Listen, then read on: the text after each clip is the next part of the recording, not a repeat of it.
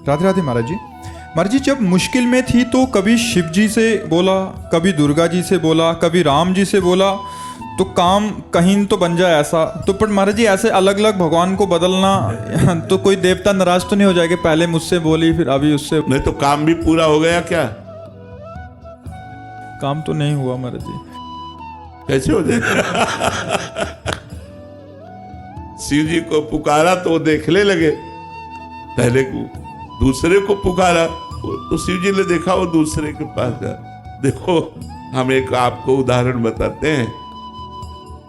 अगर एक कुत्ता इस दरवाजे में पड़ा रहे, कहीं जाए ना, तो उसका ना जाना हमको इतना प्रेरित करेगा कि वो एक दिन भूखा भले रह जाए, दूसरे दिन से भूखा नहीं रहेगा। रोज दरवाजे पर निकलने पर जब हमको पता चलेगा कि ये कहीं किसी के दरवाजे नहीं जाता, केवल मेरे ही दरवाजे पे पड़ा रहता है, तो उसका पड़ा रहना हमारे ऊपर भारी हो जाएगा और हमारा कर्तव्य बन जाएगा कि यार इसको रोटी दे दो। जब कहीं जाता है और अगर ये पता है 4 दरवाजे पे जाता है तो भूखा रह जाएगा, क्योंकि वो समझेगा उनके दरवाजे में मिल गया होगा, वो समझेगा उनके दरवाजे में मिल गया होगा। तो इसीलिए हमको भगवान की अनन्य भक्ति करना चाहिए। किसी एक भगवान को पकड़ लो।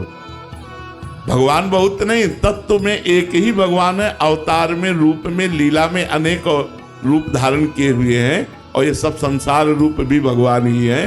तो हमें एक रूप भगवान का पकड़ना चाहिए कि जैसे गोस्वामी तुलसीदास जी कहते, बने तो रघुवर ते बने और बिगड़े तो भरपूर, तुलसी औरन ते बने ता बनवे पे धूल।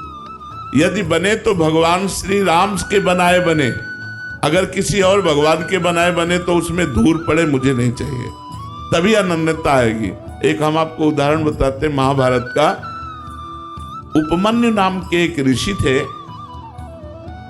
उनके पिता, पहले ऋषि मुनि सब जंगल में वास करते थे गृहस्थ होते हुए भी, तो वो कभी किसी से दान नहीं लेते थे। तो एक दिन उपमन्यु जी उस ऋषि के घर गए बालकों के साथ खेलते हुए, जिनके जजमान थे। तो वहां उनको सुंदर दूध पीने को मिला, जो कभी जीवन में नहीं मिला था, क्योंकि जंगली फल मूल से गुजारा करने वाले ऋषि थे। उपमन्यु जी ने अपनी मां को आके कहा, मुझे दूध दीजिए जैसा मैंने उनके घर में पिया। तो उनका, तुम्हारे पिता किसी जजमान का दान नहीं लेते, इसलिए हमारे पास न गाय है, न सुविधा है, न दूध दे सकते हम आपको। वो हट कर लिए। तो एक जंगली चावल होता है, उसको पीस करके उन्होंने पानी में पिलाया कि लो। तो उनका, नहीं ये दूध नहीं है। तो उनका, अगर तुम्हें दुग्ध ही पान करना है तो भगवान शंकर की आराधना कर। बड़े आवेश में कहा, और जो चाहेगा तुझे प्राप्त होगा। तो उनका, माँ फिर मुझे आराधना का नियम बताओ। तो उन्होंने नियम बताया और पंचाक्षरी मंत्र उनको दिया।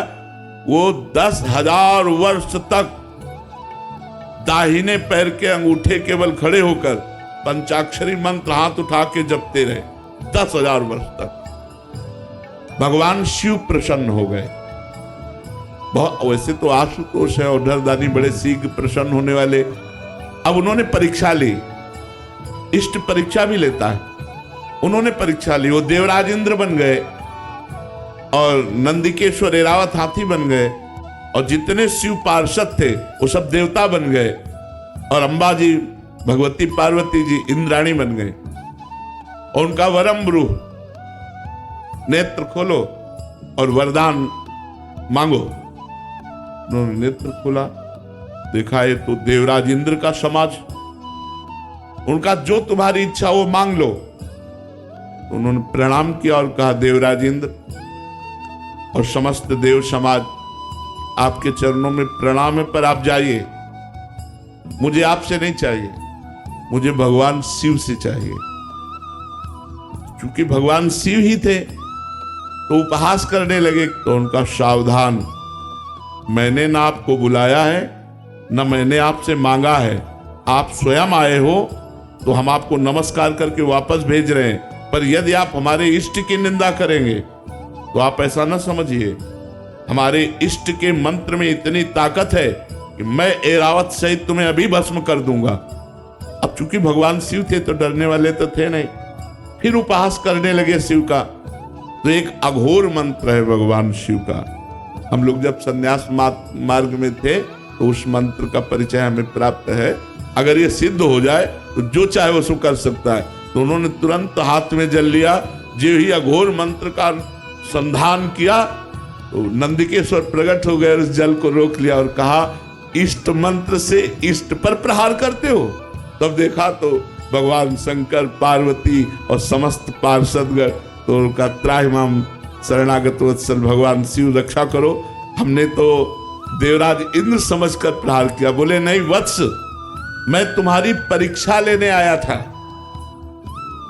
कि देखें तुम एकनिष्ठ हो या केवल अपनी चाह पूर्ति करने वाले, जैसे आपने प्रश्न किया। अब बोलो क्या चाहते हो? तो उनका जो हमारी कामना थी उसकी पूर्ति होनी चाहिए। तो उनका क्षीर समुद्र से, जिसमें भगवान शयन करते हैं, उस क्षीर समुद्र से रोज तुम्हें दुग्ध आएगा। और अजरश्चैव अमरश्चैव, और जब तुम हमें याद करोगे मैं प्रकट हो जाऊंगा। तो अनन्य निष्ठा से ही वस्तु की प्राप्ति होती है।